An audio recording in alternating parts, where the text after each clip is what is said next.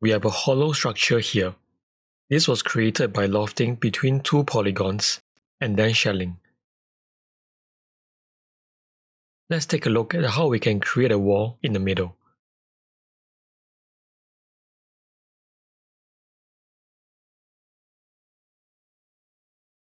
For the first method, I will use this sketch to create an extrude.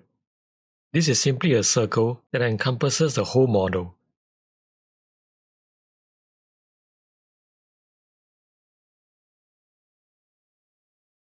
I will join this to the loft.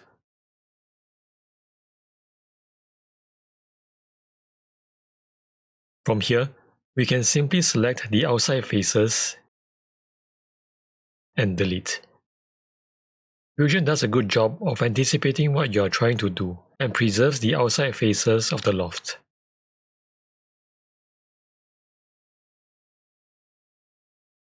For the next method, let's remove the delete step and go back into the extrude. Change the operation to new body. So now the extrude does not merge with the loft. We can use the loft as a cutting tool. Go to Modify, Combine. For target body, select the extrude. For two bodies, select the loft. For operation, set to cut. Check on the option to keep tools. From the bodies folder, we can see the resultant bodies. Remove or hide the unwanted body, and then combine these two bodies. Again, use the Combine command with the operation set to join. In this case, we do not want to keep tools.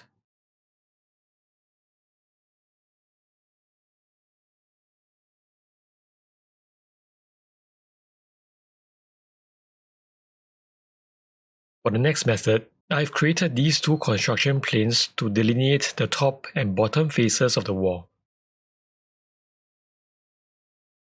Go to Create, Boundary Fill. For tools, select the two planes and the loft. The command works by recognizing this void in the middle and creating a volume to fill up that void. Click on the select box for selecting cells. It is quite tricky to select the checkboxes, so we are going to directly select the cells instead. When you hover the mouse over each cell, it turns into a slightly faded color.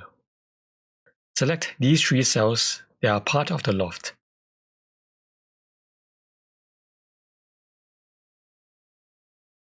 Finally, select this cell in the middle. You should have a total of 4 selected cells. Set operation to join. Leave the Remove Tools option unchecked.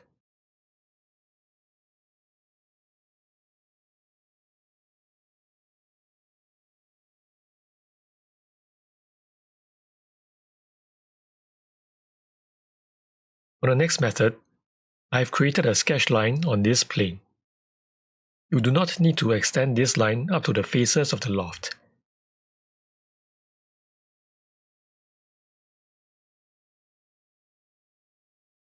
Go to Create, Rip.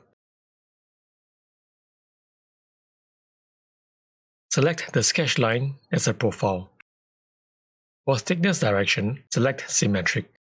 For Start option, select from top. For Extend type, select to Next. Adjust the thickness. With this method, you can only create half of the wall. I can choose to flip to the other side, but it does not matter here.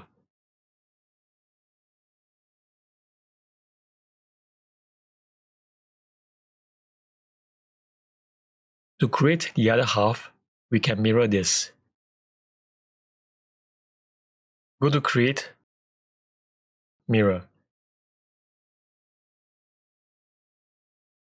Set object type to features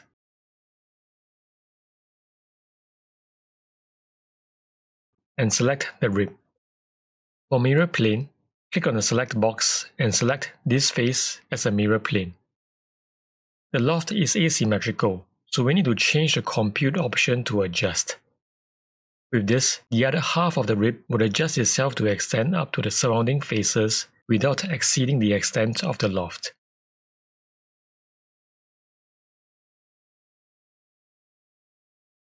The next method works very similarly to the rib command.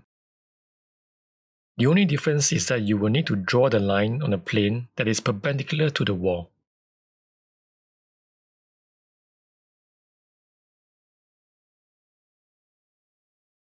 Go to Create, Web.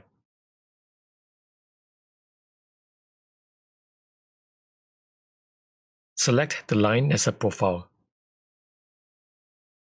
The options are identical to the ones we have set for the rib command. Make sure that the Extend Curves option is checked. Again, we can only create half. Mirror this half to complete the wall.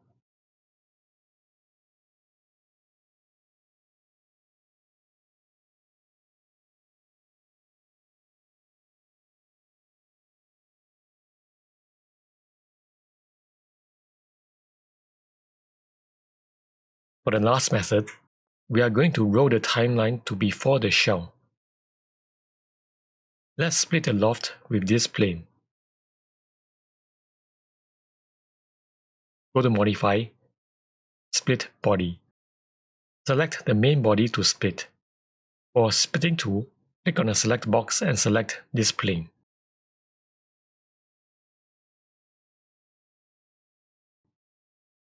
Let's hide the lower half. This face will represent the bottom face of the wall.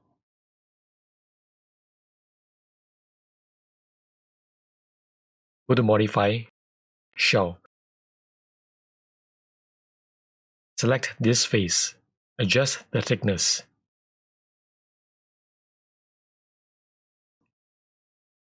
With this, we have hollowed out the top half and created the wall. Let's bring back the other half and hide the top half. We are also going to perform a shell on this body. Since we have already created the wall on the other half, we want to shell right through this body.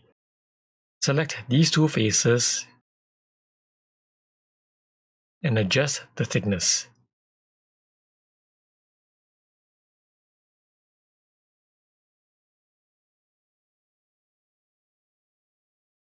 Bring back the other body and combine.